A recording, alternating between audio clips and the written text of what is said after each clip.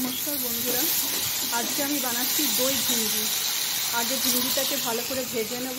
এই পেস্ট একটা তৈরি করা আছে, পেস্টের মধ্যে আছে আদা বাটা আর লঙ্কা বাটা আর দই, টক দই। এগুলোকে একসাথে ভালো করে পিষে নেব। পিষে নেওয়ার পর তারপরে ঝিঙ্গিটাকে ভালো করে ভেজে নিয়ে ওইটা পেস্টটাকে ঢেলে দেবো।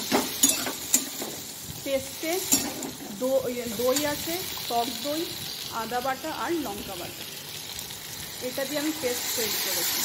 এবার একের পর এক মশলা দিয়ে দেবো। জিরে গুঁড়ো,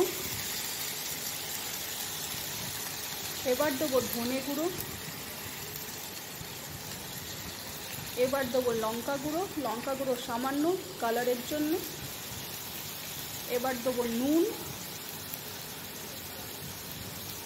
এবার দেবো চিনিটা একটু বেশি দেবো, কেন টক দই তো বেশি দেবো। এবার ভালো করে নেড়ে নেবো। হ্যাঁ, হলুদ দেবো। এবার ভালো করে নেড়ে নেবো। আমি ভয়েসটা পরে দিচ্ছি। এবার জারটাকে ভালো করে ধুয়ে জলটা দিয়ে দেবো, দিয়ে ভালো করে নেড়ে নেবো। নেড়ে নিয়ে ভালো করে নেড়ে নেওয়ার পর এবার ঢাকা দিয়ে দেবো।